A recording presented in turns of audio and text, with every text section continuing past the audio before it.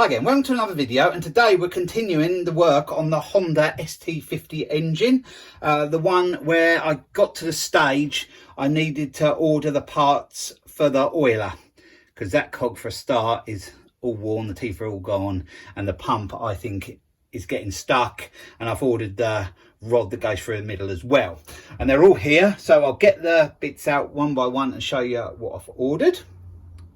So in front of us we have a pile of brand new parts. I have got some other parts here, but they're only like bolts and some dowels and that, so yeah, they're not that important. These are the important bits. Well, the others are important at some stage, but these are the most important bits at the moment. There is the new cog for the oiler, and I've already taken the rod out of its packet, screwed it into there because I wanted to see how it connected. So that is the, I suppose, runner for the timing chain, and that is the one that was all worn. I'll get it out of the bag and have a proper look at it.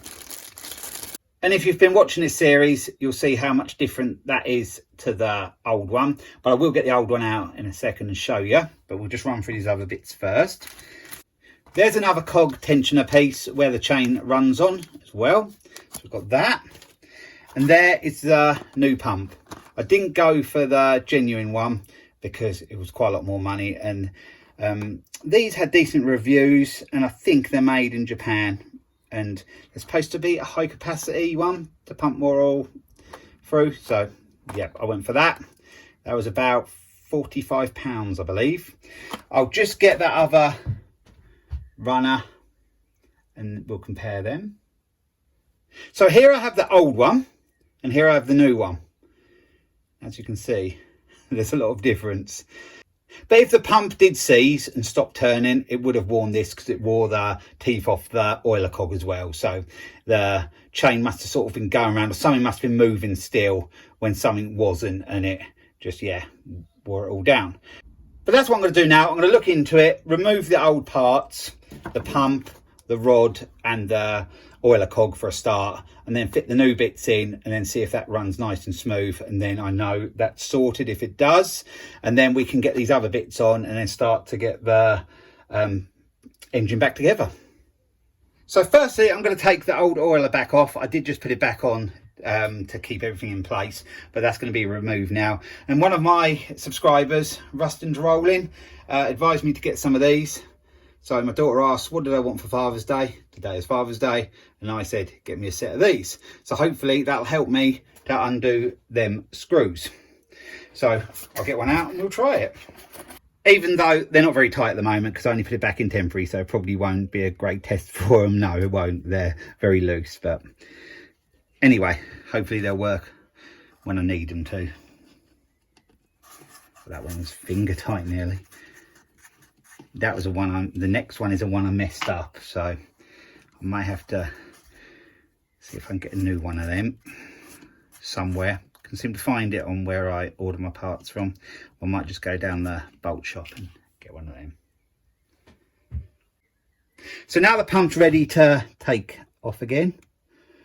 It should come off quite easy because it's been off before. There we go. Take that off. So there it is again. In the last video I did look at this pump and I actually managed to get it turning full rotation, but then it seemed to get a tight spot, and it ain't no good putting it back on and it goes tight again. It's just going to ruin all the new parts I put on. So I decided it was best to buy a new pump, which you've just seen I did. So yeah, this is well, for the bin now really. So I've got to that stage there. That piece there should pull out, and I believe that bit comes with the new pump, so I shouldn't need that, but I'll just put it in the pot. And then I've got to undo the rod, so we'll just turn the engine around, and it screws in like it's got threads that go into there. So now I need to separate that cog from the rod that goes through the engine. So I've got a screwdriver in the other side, and you can see I'm turning it now. And I probably could have used a rod again, but I just decided to buy a new one. But I'm not sure how to undo that quite yet. So I'm going to have to somehow try and work out a way, because I need to hold that as I try to undo it the other side. So I've got to sort of wedge it somehow without doing any damage. So I'll just work out what I'm going to do with that, and then I'll undo it, or try to. So what I've done, I've put a screwdriver in there and it's locking the cog, and I've got this screwdriver and I've pushed one through the hole in the end so I can get sort of better turn on it, and I'm going to try and undo it. It's a normal thread, so because I've looked at the new one, so I know that. So let's see if we can undo this.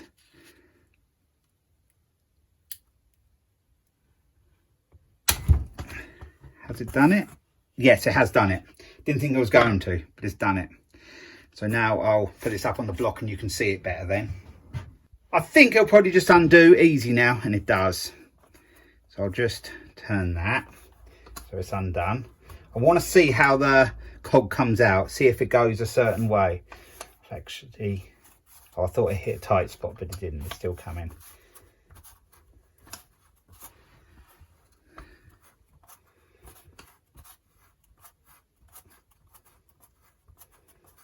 We're nearly there now. Yep, I think that cog is ready to come out. It is. So I come out that way. Let's see if there's any difference. Yes, there is. That side, it's bigger there. That side, it's smaller there. So it goes that way in. So I'm just going to compare that with the new one. Here's a new one, and it's a little bit different. I think it's that side that goes like that, because I think that side is a little bit bigger, yeah, on there. But I think it goes in that way. Looks like it does to me. So yeah, I'm pretty sure that's going to be right. So it'll go in, yeah, like that. So I'm just gonna take the old rod out. We'll have a look at that. Should just push out easy. Something else has come out as well with it. I'm not sure what way that went in, but I'm gonna have to work that out.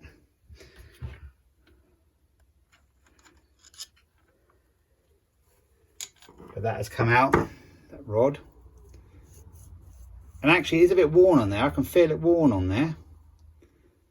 Whether the new one's the same. No, the new one's smooth all the way down. So yeah, I think that needed replacing.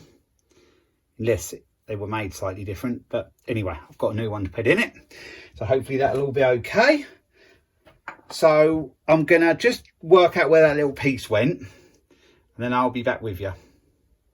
So I worked it out how that collar bit went in, and it went in like that. The thinner part went into the actual pump body. So that's how it went.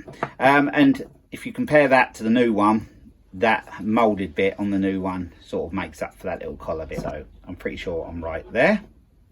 I'm just gonna temporarily put it on at the moment because you can see how dirty it is around there. So I'm gonna give it a good clean up, but I just want to see if everything runs nice and smooth. So I'm going to push that rod through now. It's there. And if I just put that on there, it's gonna, and I can just feel straight away that is just turning so smooth and easy. So that must be how it goes. So my job is now is to clean all that up. Like I said, I should have done it before already, because now I've gone and oiled up the new part, but that's no big drama. And in there it's mucky as well. I think that's like a little sort of filter in there. I'll pull that out and I'll show you that when that comes out. And there's a bit of gasket left on there, and I want to clean in there. I'm gonna have to clean all in the engine as well, but I'll do that a little bit later on. Should have given a good clean first, like I said, but I've got to this stage now. I was just too eager to get into the engine. So yeah, so I'll sort out some of that and then I'll be back with you. So now I've cleaned up round there. This is the side where the cog goes, and the other side where the pump goes, I've cleaned up round there as well. So I'm gonna just put a little bit of oil on this new rod. Not a lot, but just a bit to help it on its way.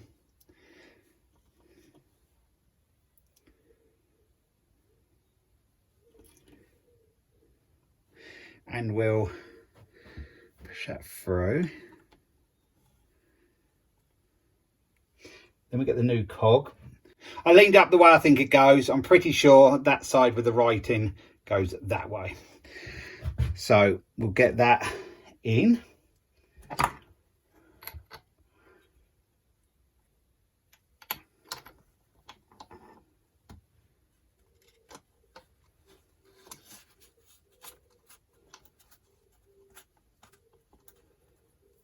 Yep, it's going on.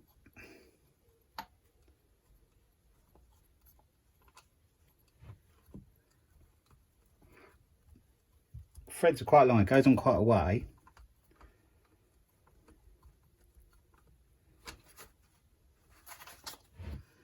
Still not fully on yet.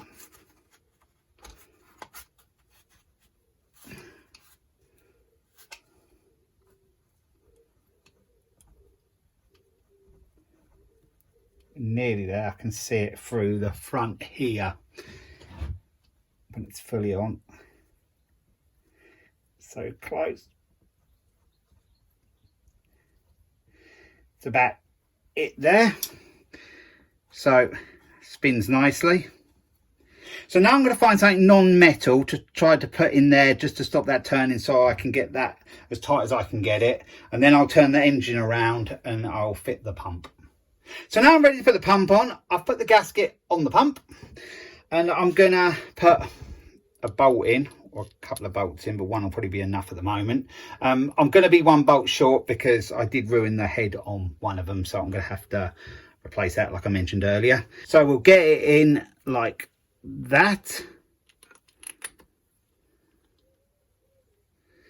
One,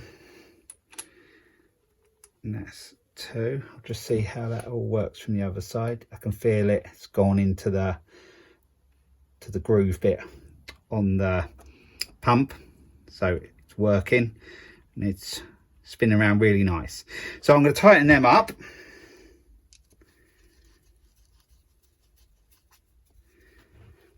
I can feel that new screwdriver is really gripping them well, so thanks for mentioning that. They're going to make my life so much easier.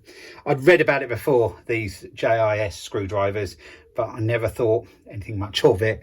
And I thought I'll get myself a set, but then I'll finish work on the engine and then I'm never bothered. So I have got a set now. So it'll be handy working on these Japanese engines. So I'll just show you how the cog's moving round. So if you can see in there, there's the cog. I did tighten it. All I did was hold this wire brush handle in and then got a screwdriver on the other end of the rod and tightened it and got as tight as I could. And now that's fully in. It has got movement side to side, but when the chain's in line, that isn't going to move. And it's spinning really, really nicely there, that way. I'm not quite sure which way the engine goes, but it's spinning both ways and I can feel that's working in the pump. So that's that done. So it's been a few days now and I've been busy with this engine. I managed to get a replacement bolt for the new oil pump, so that's been fitted and the bolts are all tight now, so that's good. I've cleaned the gauze out there and that's been put back in as well. I'm just going to pull out this strainer here and we'll just have a look and see how mucky that is. Well, I would imagine there is some muck in there because there'd be pieces come off the old oiler cog. Yeah, there is some muck in there, so we'll give that a good clean out before we put that engine back together. I've given the whole engine a clean outside and I've cleaned inside the best I can because I'm not taking it totally apart, so it's hard to get right in everywhere, but I've gone through with some degreaser and blew it all through with the airline. I'm pretty confident it's pretty clean in there. I've cleaned the clutch. It was all sort of a build up round there, like of old oil and that. So that's all been cleaned round there, and I give the rest just a general clean. All the other parts over here, you'll see them as they go back on. They've all been cleaned as well, and the side cover. So now I'm going to get the clutch back on. So to do that is easy. We just locate the spline bits onto there. And behind, I'll actually just show you that. If you see all them little cut out bits there, they locate into the points of that cog. So when you push it on, it doesn't go on far enough. You just have to hold that cog behind and turn it till it locates in. And now I've got more thread out there to put the washer on first.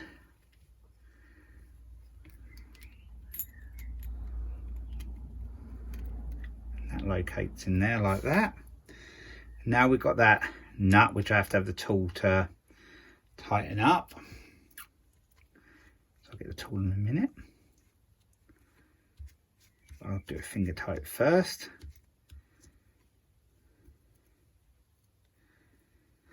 I'll tighten the nut up off camera and I'll be back with you when that's done, and then we'll move on to what I've got to do next. So now the clutch nut is tight and the tab on the washer is knocked into place, so that nut can't come unloosened. I've put the new gasket on there. Now we can put that on, like that. And I've got some new bolts, so we'll put them in.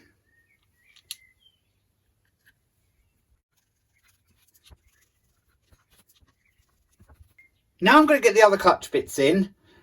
This is one part. I did have it all together, but I dropped it and it all fell apart. So I found a diagram online to show me how it goes back in. So that goes in first into there. And then we've got a spring, that little piece there. They go in the middle there, like so. And then we have another spring there. That goes on there. And then that goes on there. I think that's all correct. So I'll just get the other part I need. Now we have this lever, and that goes on like that. I haven't changed where that is. It's in the same position, so I'm hoping everything is set how it should be. If not, side left come off again. But from what I've learned taking it apart and looking at the diagram and everything looks right, and I haven't interfered with that at all, so it should be good. So I think that is everything I have to put back in this side of the engine. I'm just gonna, I have given it a clean already around the edge, but I'm just gonna give it one more wipe down with some brake cleaner, just to bit of oil down at the bottom. You can't see that, but there's a bit of oil where the engine was laying down. But I'm going to work on it like this now to put the gasket on. So yeah, I'll give it a clean around the edge and then we'll get the side bolted back on. So I'm ready to put the side cover back on now. I've stuck the gasket down with a little bit, hardly any blue Hylamar, and I've put a little bit round there just to help it, just in case there does happen to be an area where the casing has got a bit rough or something, but it looks pretty good to me. I think it will seal okay. I haven't put much on it. It may have to come off again depending on what I do cosmetically with it, but we'll see what we decide later on down the line. At the moment I just want to see if the engine works okay, and then I'll worry about the cosmetic bits later on. So this can just be slid over now. There's two dowels, there's one in that and there's one in there, so they'll locate. And there is that bit in there, and that goes over there.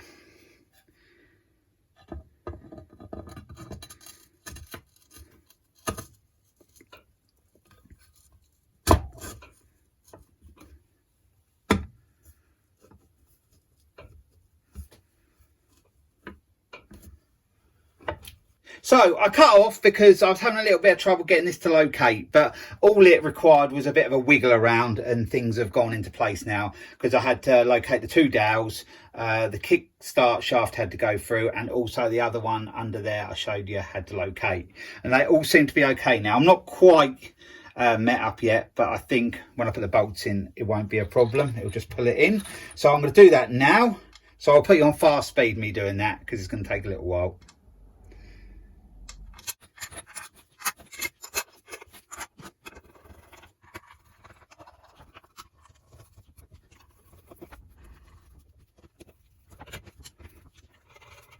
So the side cover is all back on now, all the bolts are tight, so this side should be all done now. I can't see any problem with it. The new oil pump is fitted, everything's had a clean, and yeah, I've just put it all back on. I haven't made any adjustments like on the clutch or anything. I'm just going to assume that it was okay before it threw the problem up, however many years ago it was, with the stuck oil pump. So if things need to be done, if the side has to come off again, yep, I'll have to just do that if I need to. I'm just going to cut back in here because I fitted this pump and I'm only going on how I think it should be fitted. I've done a little bit of research and everything seems to be okay. But if you're fitting a big bore kit on it, that little hole there, can't get any closer because the stud's in the way, but people drill that out and make that bigger. I don't think that's going to be an issue for me because I'm keeping the standard 50cc cylinder on it, so I don't think that's going to be an issue. But yeah, I just wanted to make that clear. If you fit a big bore kit, I've read that you need to drill that hole out to 2mm, I believe. So if you're going to use one of these high capacity pumps, just do your research to make sure you're doing everything correctly for your needs.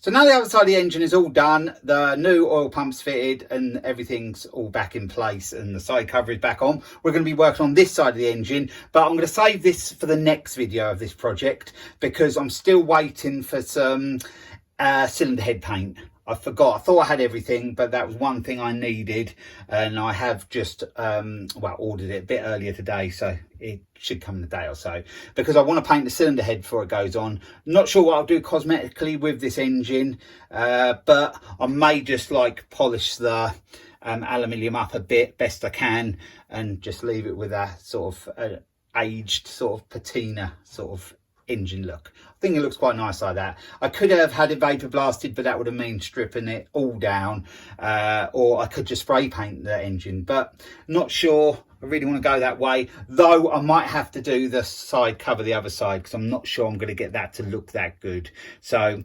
whatever, I can mask up certain bits, but that cylinder head, once I fitted it, if the engine runs good, I don't want to be taking all that off again because it just interferes with gaskets and everything. So I will paint that black before that goes on.